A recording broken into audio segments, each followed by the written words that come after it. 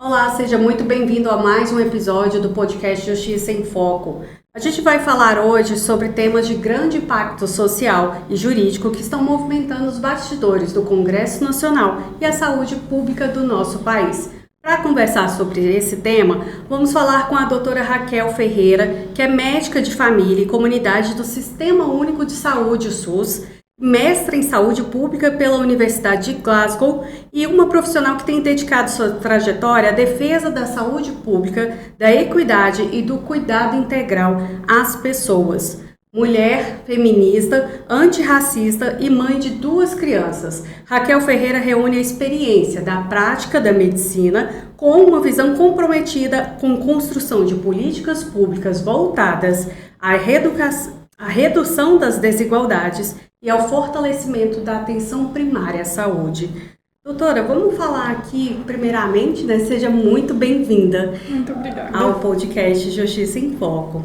Eu queria que você falasse pra gente um pouquinho sobre a tramitação da PEC, 14/2021, que está em discussão no Congresso Nacional, que ela propõe uma aposentadoria diferenciada para agentes comunitários de saúde e de combate a endemias, Essa proposta ela já teve um parecer favorável na CCJ, na Comissão de Constituição e Justiça, e eu queria que a senhora falasse sobre qual a sua avaliação sobre o mérito dessa proposta e também sobre a importância do reconhecimento, desses profissionais e da atuação deles junto às equipes médicas também.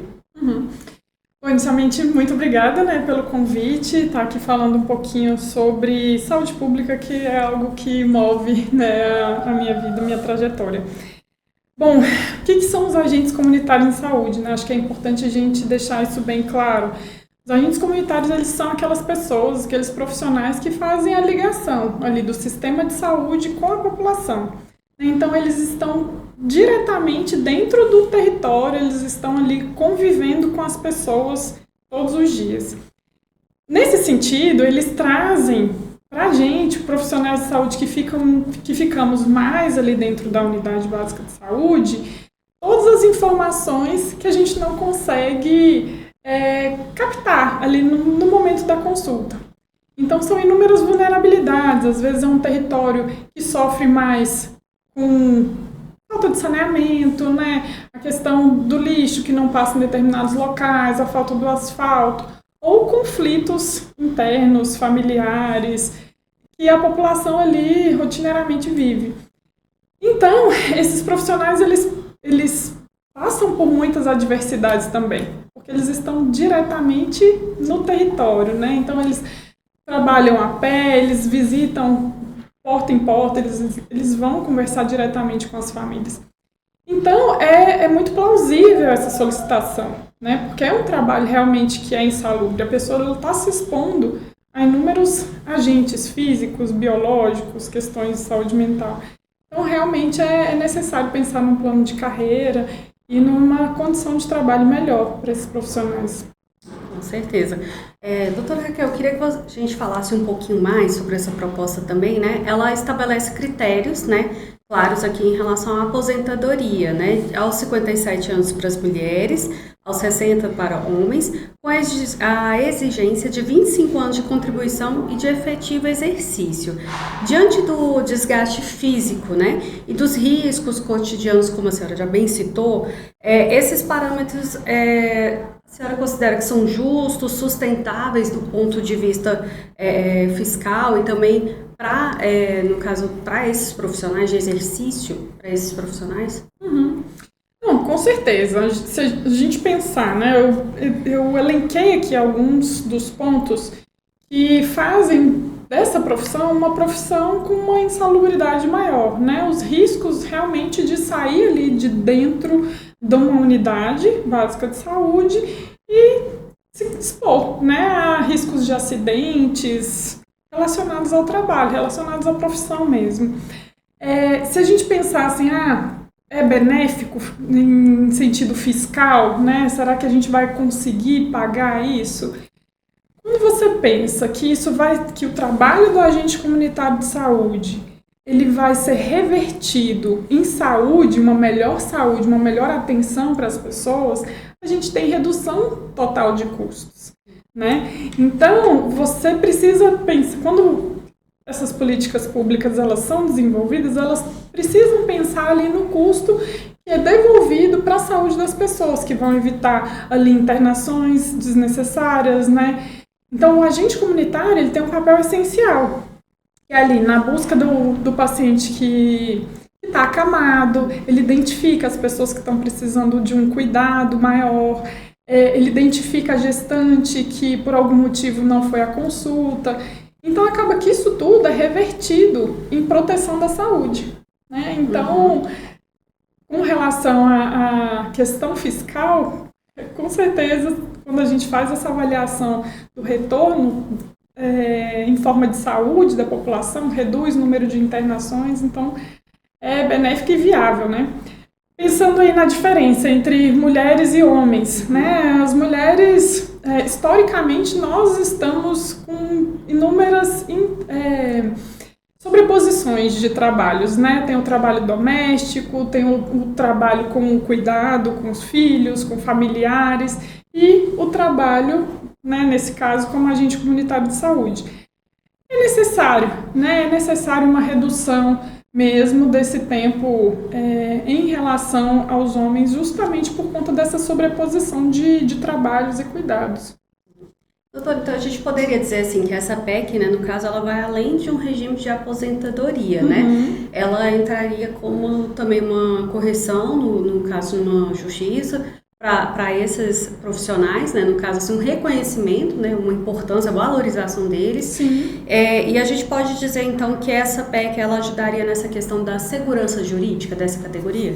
Claro, com certeza. Olha, o profissional, quando ele tem uma seguridade social, né, quando ele está seguro ali, ele tem um regime trabalhista que ele pode contar, então ele vai dedicar ao trabalho de uma forma integral. Então, e uma coisa que é muito importante, que é essencial, o trabalho do agente comunitário e da agente comunitária de saúde, ele é um trabalho longitudinal, né? Então ele precisa realmente acompanhar as pessoas ali ao longo dos anos, ao longo da vida dessas pessoas. Quanto mais tempo essa pessoa está no território, melhor vai ser a atenção e o cuidado que ele vai oferecer, né? Maiores vão ser as trocas, tanto em forma de vínculo com a população, mas também em forma de um olhar diferenciado ali para os processos de saúde e doença. Então, quando a gente pensa nisso e a pessoa ela tem uma segurança no trabalho, ela não vai querer sair daquele local. E é muito ruim quando tem uma rotatividade muito alta de profissionais, porque esse acompanhamento longitudinal ele é perdido. Então, quando o profissional ele tem segurança, né, no seu trabalho, no seu emprego, ele vai ficar mais tempo, vai ficar mais feliz, claro, né, pensando ali em afastamentos, em adoecimentos, e ele vai conseguir fazer seu trabalho em plenitude, né? Com certeza. Falando agora, o termo que a senhora usou, né, feliz, né, de estar satisfeito no seu trabalho, tudo isso, mudando um pouquinho também de assunto, Claro. Eu queria que a gente falasse um pouquinho sobre a questão, dentro da área da saúde, né, a garantia de direitos sobre a saúde mental, né? Você citou aqui, no nosso bate-papo aqui um pouquinho antes da entrevista, falando sobre um estudo, né, que você fez, essa questão da saúde mental, como que isso a gente viu que teve a pandemia, Sim. Então todo mundo falou assim, nossa, depois da pandemia, todo mundo foi prestar mais atenção ainda na saúde mental. Mas conta um pouquinho, um segredinho aqui pra gente, que parece que bem antes disso, você já estava fazendo estudo sobre esse assunto, e essa questão da saúde mental, dos cuidados, da necessidade de se falar sobre ansiedade, depressão e demais, né, quadros, já existia antes também essa necessidade. Fala um pouquinho pra gente sobre isso. Sim. Antes mesmo da pandemia, né, quando eu fiz meu mestrado no Reino Unido, eu sou muito interessada com relação à saúde mental, justamente por vivenciar essas questões lá na atenção primária à saúde. E eu fiz um estudo, né, para entender ali sobre os estigmas e esses processos de adoecimentos. E tem uma estimativa da Organização Mundial de Saúde, antes da pandemia, que cerca de 30% da população ela já tinha tido algum problema relacionado à saúde mental. Há Após a pandemia, isso foi intensificado, né? Hoje em dia a gente percebe ali que mais de 50% das pessoas, se não trazem de início essa questão ali na consulta, a gente identifica, né? Muitas vezes a pessoa ela vem queixando de alguma dor crônica, mas muitas vezes essa dor crônica ela está relacionada a um problema de saúde mental, a depressão.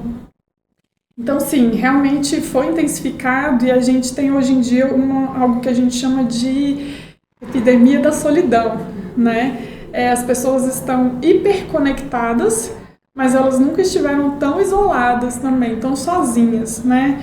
Então, quando a gente fala de saúde mental, a gente tem que tratar sobre um monte de coisa, né? Inclusive a saúde aí, tecnológica, a saúde digital, né? Que as pessoas realmente estão viciadas ali à tecnologia, ao digital. Não que não seja importante, mas nós somos seres coletivos, nós somos seres humanos. Então, a gente precisa de ferramentas comunitárias para a gente voltar a se reconectar e aí promover a saúde mental.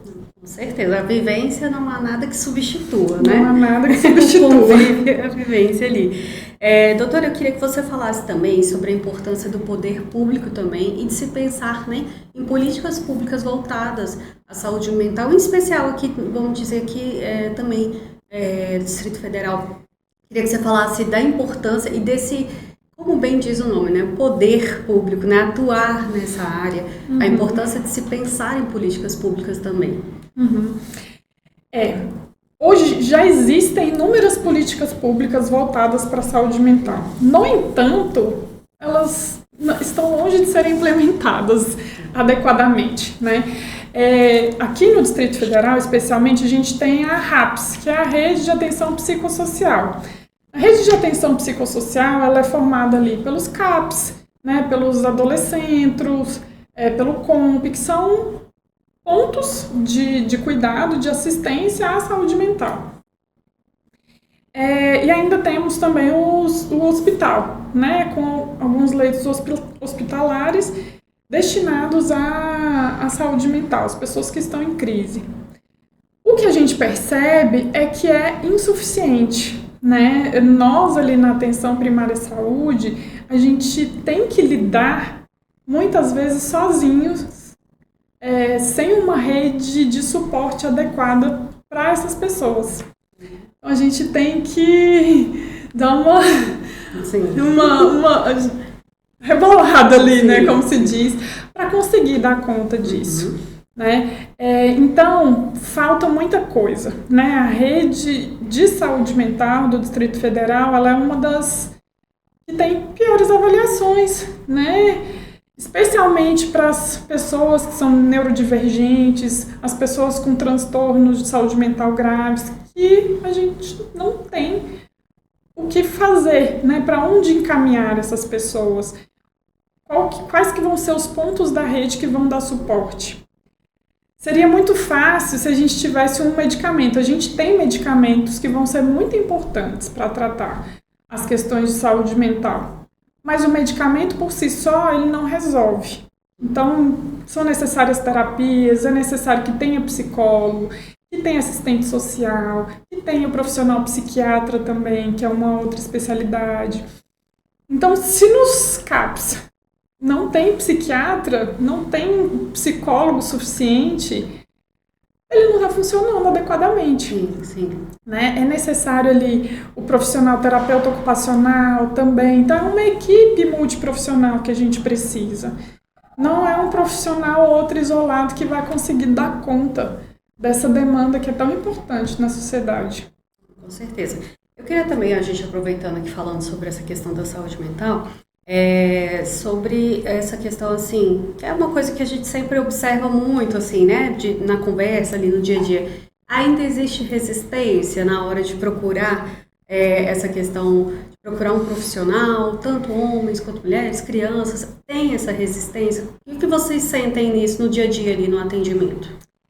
Infelizmente, ainda existe muito estigma, né? Estigma relacionado ao autorrelato também, né? Das questões de saúde mental, mas especialmente dentre os homens. né? Os homens, eles demoram mais procurar. E muitas vezes a discriminação, assim, o preconceito, ele acontece na própria rede, né? Rede familiar, rede de amigos. Então, às vezes a pessoa ela tá com depressão, ela tá com um problema importante e as pessoas que estão à volta não valorizam, né? Às vezes acham que é falta de vontade, que é falta de fé. E não, é um problema específico, né? É um problema de saúde. A questão da saúde mental ela é mais importante porque eu já tive muitos pacientes que falavam assim, seria muito melhor se eu tivesse quebrado um osso, se eu tivesse quebrado uma perna, porque aí as pessoas iriam ver o meu problema. Mas quando é saúde mental não é visível, né? E existe uma forma que as pessoas usam que é o masking, né? Ela mascara ali. Então, quando ela está em situações diversas, situações que requerem ali, né, no trabalho, ela coloca a máscara lá e vai trabalhar porque ela precisa trabalhar, né? Ela precisa levar o sustento para sua casa, para sua família. Mas ela sabe da dor que ela está sentindo. E ali aquele esforço, ele vai se acumulando, ele vai se sobrepondo. Em algum momento a corda arrebenta, né? O problema é, quando essa corda arrebenta, para onde que ela vai? Né? Então a gente precisa pensar na saúde das pessoas no sentido tanto de prevenir o adoecimento, promover a saúde mental, mas quando ela está nessa situação, ela precisa ter para onde ir, né? Para onde procurar atendimento. A gente ali na atenção primária à saúde, na estratégia de saúde da família, a gente atende todos esses casos. Muitas vezes a gente consegue, né, com uma escuta qualificada, com uma conversa adequada, a prescrição de medicamentos, mas em vários momentos a gente não consegue. Especialmente ali no caso de homens, né, nos homens muitas vezes são as mulheres que levam, né, as mulheres que levam o esposo, né, que levam o filho, falam, olha, a gente precisa cuidar disso, né, e aí devagarzinho eles vão falando, mas é um estigma que realmente ele precisa ser quebrado, a gente precisa falar cada vez mais sobre esse problema relacionado à saúde mental, porque ele está posto, né? Não é algo que está escondido, todos nós sabemos que é um problema real mesmo. Doutora, a gente sabe que a questão da saúde mental é um assunto assim que ele é, né, bem amplo, né? Sim. Tem muitos assuntos, muitos pontos a serem abordados também. Mas eu queria também perguntar o seguinte, quem que cuida de quem cuida de tanta gente, né? Como é que a sua visão, a sua análise, né, em relação às condições de trabalho dessas categorias, tanto a parte da saúde mental, tanto quanto os agentes de saúde, de comunidade, enfim, comunitário, né? Eu queria que a senhora falasse quem é que cuida, né, dessas pessoas. Vocês têm observado essa questão de como que essa questão relacionada ao burnout, né, também? Como é que você avalia isso? A realidade é que hoje em dia os trabalhadores estão sem cuidado, né? É um desabastecimento crônico ali de profissionais, né? Então não tem profissional suficiente para trabalhar. Os concursos públicos, especialmente na área da saúde, tanto para médico quanto para agente comunitário, enfermeiro, todas as categorias profissionais, administrativo, não estão acontecendo. Então não tem reposição de profissionais. Então quem vai fazer o trabalho? É quem fica ali, né? Então o trabalho ele continua, mas o número de pessoas para dar conta daquele trabalho é pequeno. Então ela tem sobrecarga, não tem jeito de você fazer o trabalho de 2, 3 pessoas sem adoecer, né? Então, a realidade é que ninguém tem cuidado de quem cuida, né? É algo que é muito importante, inclusive, quando a gente vai pensar em rede de saúde mental, a gente pensar nesse cuidado voltado aos profissionais, né? É pensar na recomposição salarial também, porque os salários também estão defasados há muitos anos. é você pensar na carga horária de trabalho. Então, tem muitos profissionais que hoje são 40 horas, mas eles gostariam que fossem 30 horas, porque a vida é isso, né? A vida não é só trabalho. A vida ela é trabalho, mas ela precisa também ter um momento de cultura, de lazer, de autocuidado, de cuidado com a família. Quem cuida da família de quem cuida?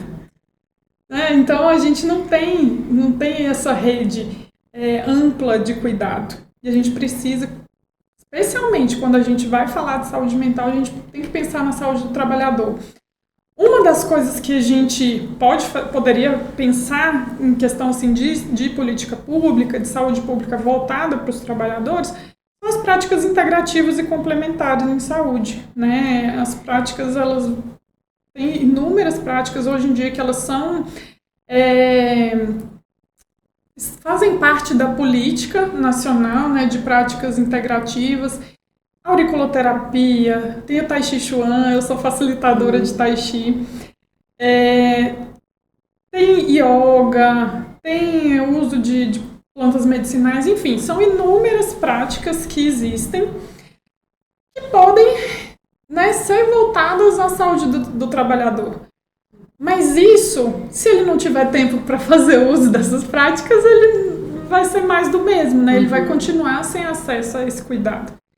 Isso sem pensar também nas duas outras coisas que eu falei, que é recomposição salarial, de carreira e de profissionais para dar conta disso. O burnout ele é possível de ser evitado, né? Na verdade, é uma consequência que já está sendo esperada. Hoje em dia, cerca de 25% dos profissionais aqui da Secretaria de Saúde, eles estão afastados por questões relacionadas à saúde mental. Então é isso, um volta, quando um volta, o outro cai. Entendi. Tem esse ciclo que tem acontecido repetidamente. Tem né? se perpetuado. Né? Porque o problema ele não é solucionado. Sim, né? sim. Então, quando o problema ele não é solucionado, a sobrecarga ela persiste, o profissional vai continuar adoecendo. Entendi. Doutora Raquel, aproveitando o seu vasto conhecimento, né, nessa área, tanto saúde mental como atendimento a famílias, enfim, ali diretamente, eu queria que você falasse também sobre planos futuros, né, como que o seu nome da doutora Raquel Ferreira, como que a doutora Raquel Ferreira pode colaborar com a população para mudar essa realidade? Bom, eu penso o seguinte, eu penso que a saúde pública ela precisa de atenção, né? E quando a gente fala de saúde pública, a gente não fala somente da entrega do medicamento. A gente fala, sim, da entrega do medicamento, mas a gente fala da consulta, a gente fala do acesso aos exames, os acessos às subespecialidades, a rede de saúde mental. E a saúde, ela é uma questão ampla, né? A gente entende o que vai interferir ali na vida da pessoa. Com muitos anos de trabalho, eu estou no SUS há mais de 10 anos, e especialmente em populações vulneráveis, o que vai interferir diretamente na vida das pessoas é a segurança alimentar, né? Ela ter comida no prato, realmente, ela ter o trabalho, ela ter espaços coletivos de lazer, de atividade física. Se ela não tiver moradia, como que ela vai conseguir atingir saúde? Então, a gente tem que pensar de forma ampla mesmo. Você pensa em inúmeras coisas. Não, mas não tem como dissociar. Bom, na estratégia de saúde da família, hoje em dia a gente tem mais de 200 equipes faltando médicos de família e comunidade. A gente não tem profissionais suficientes para atender a população. Então, a gente precisa de que as equipes sejam consolidadas, a gente precisa de mais agentes comunitários de saúde para esse acesso, né? Então, a pessoa, quando ela está com o filho doente, ela precisa de que alguém vá ali consultar. Claro que a gente tem que pensar ali no antes, né? A gente tem que pensar na educação que entregue realmente de qualidade. A educação ela não seja diferente da educação lá do Sol Nascente, ela não pode ser diferente lá da Asa Sul. E o que a gente observa aqui infelizmente, que o asfalto ali do sol nascente ele é diferente do asfalto do Lago Sul. Então, a gente tem que pensar em política pública para as pessoas, não para grupos específicos. A minha luta é essa. A minha luta é pela saúde pública de qualidade, pela entrega dos serviços, pelos profissionais de saúde, né? Não existe saúde dos profissionais se a gente não tiver essa recomposição de salário, né? De pessoas ali para a divisão do trabalho, né? E é isso, pela visão ampliada do cuidado. Atualmente, eu estou fazendo doutorado na Universidade de Brasília e o tema do meu doutorado é prescrição social, que é essa prescrição que vai muito além ali do consultório, né? A prescrição que você vê ali, qual que é a realidade daquela pessoa que ela precisa de mais ajuda, para reduzir a solidão, aumentar o contato interpessoal. Se a gente pensar ali em pessoas idosas, cadê os centros de convivência de idosos, né? Espaços que sejam acolhedores. Se a gente pensar ali nas crianças neurodivergentes, em adultos também neurodivergentes, que não têm espaços para tratamento, para realização de terapias, como que a pessoa vai se desenvolver adequadamente, como que ela vai ser funcional na sociedade. Então a gente precisa realmente de transferir, né? Transferir ali a política pública para esses espaços que vão promover a saúde. Com certeza. Que são inúmeros, né? Muitos. Doutora, eu queria que você aproveitasse aqui o nosso espaço também e mandasse um recado direto, né, para a população aqui do Distrito Federal, fazendo as considerações finais sobre os desafios legislativos, sociais que nós conversamos aqui hoje e mandasse um recado para a população e como que você pode ajudar a mudar essa realidade também aqui no Distrito Federal. Uhum. Bem, existem inúmeros desafios relacionados à carreira pública, né, à pessoa que está ali na política, e inúmeros desafios que a gente precisa atuar, né, a gente precisa contribuir de forma que vai realmente fazer a diferença na vida das pessoas. Eu, como mulher, né, represento aí um pedacinho desses 52% das mulheres da população, mas no Congresso, né, no Parlamento, esses espaços de poder, eles estão hoje aproximadamente com 18% somente da representatividade feminina. E quando a gente fala disso, a gente fala de democracia, né? Não existe um espaço realmente democrático se ele não representa a população. Hoje nós, né, como falei, somos minoria ali nesses espaços de decisão. E quando eu falo que a mulher precisa estar nesses espaços, ela não vai fazer políticas públicas para mulheres, ela vai fazer políticas para todas as pessoas. Porque a gente tem uma visão ampla, a gente cuida, né? Historicamente, nós somos essas responsáveis pelo cuidado, e não é um cuidado único exclusivamente da casa, é um cuidado da comunidade, né? Temos inúmeras lideranças comunitárias femininas que levam as outras mulheres, que acolhem as outras mulheres, que identificam situações importantes de violência. Então, pensar em política é pensar no que realmente vai fazer a diferença ali na vida das pessoas. E a saúde pública de qualidade, um SUS único, público, que chegue ali perto da vida das pessoas é o que realmente vai fazer a diferença. Acho que é essa a minha contribuição. Doutora, eu queria te agradecer sua presença aqui no podcast Justiça em Foco. Mais uma vez, um espaço que continua aberto para a gente continuar esse bate-papo também sobre saúde mental. Vamos escolher outros temas também e conversar ainda mais, tá bom? Muito obrigada, agradeço muito. São temas que são muito caros, né, para a gente que está ali na atenção primária à saúde. São problemas que a gente vive diariamente. Então, falar sobre isso, falar sobre, né, saúde em geral e o que vai importar ali para a vida das pessoas é muito gratificante. Com certeza, e vamos ter outras oportunidades sim, tá bom? Obrigada. Obrigada. E para você que nos acompanhou até aqui, nosso muito obrigada. Esse aqui é o podcast Justiça em Foco. Até mais e continue nos seguindo nas redes sociais.